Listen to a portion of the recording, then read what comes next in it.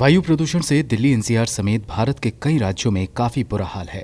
पंजाब और हरियाणा में किसानों द्वारा जलाई जा रही पराली के कारण दिल्ली की हवा की गुणवत्ता और बिगड़ रही है। हालात इतने खराब हैं कि दिल्ली में हर व्यक्ति ना चाहते हुए भी 15 से 20 सिगरेट पीने जितना जहरीला धुआं झेलने को मजबूर है। इसी बीच स्टेट ऑफ ग्लोबल एयर 2020 ने एक चौंकाने वाली रिपोर्ट सामने रखी है। इस रिपोर्ट के आंकड़ों को देखकर भारतीयों को अब संभल जाना चाहिए। इस रिपोर्ट के मुताबिक वायु प्रदूषण की सबसे ज्यादा कीमत नवजात शिशुओं को चुकानी पड़ रही है।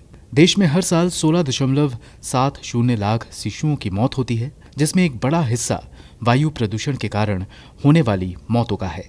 अध्ययन में दावा किया गया है कि पिछले साल भारत में 1.16 लाख नवजात शिशुओं की वायु प्रदूषण के चलते मौत हुई थी। रिपोर्ट के अनुसार नवजात शिशुओं का पहला महीना उनकी जिंदगी का सबसे जोखिम भरा होता है।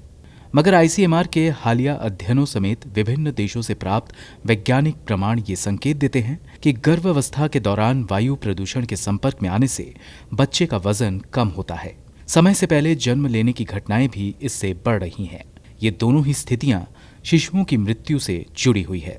आपको बता दें कि पूरे विश्व में कुल मौतों की वजह में चौथी सबसे बड़ी वजह वायु प्रदूषण है, जो कि साल 2019 में 6.67 मिलियन लोगों की जान ले चुका है।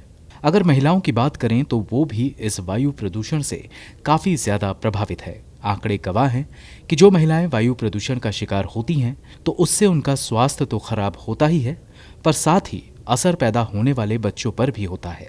ये देखा गया है कि बच्चे अक्सर समय से पहले जन्म ले लेते हैं, जिससे या तो उनका शरीर पूरी तरह से विकसित नहीं हो पाता या उनकी जल्दी उम्र में मृत्यु हो जाती है। यही वजह है कि भारत में पिछले साल 1.16 लाख नवजात शिशुओं की वायु प्रदूषण के चलते मौत हो गई थी।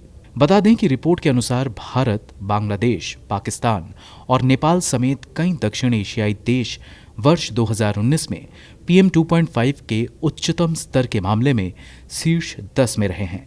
इन सभी देशों में वर्ष 2010 से 2019 के बीच आउटडोर PM 2.5 के स्तर में बढ़ोतरी देखी गई। आपको ये जानकर आश्चर्य होगा कि 20 सबसे ज्यादा आबादी वाले देशों में से पूरे विश्व का कुल 70% वायु प्रदूषण पैदा होता है। हालांकि अब इन 20 देशों में से 14 देशों में वायु प्रदूषण घट रहा है, पर चिंता की बात यह है कि भारत इन 14 देशों में शामिल नहीं है। वहीं भारत में भी प्रदूषण को कम करने के प्रयास किए जा रहे हैं। देश की राजधानी दिल्ली में वाहनों से फैलने वाले प्रदूषण को कम करने के लिए पहली बार हाइड्रोजन युक्त CNG का इस्तेमाल शुरू किया जा रहा है। केंद्र सरकार और दिल्ली सरकार साथ मिलकर पायलट प्रोजेक्ट की शुरुआत कर रहे हैं। इसके तहत अगले 6 महीने तक 50 क्लस्टर बसों में hydrogen mixed compressed natural gas यानी HCNG का इस्तेमाल किया जाएगा। सिद्धार्थ चतुर्वेदी की रिपोर्ट, गो न्यूज।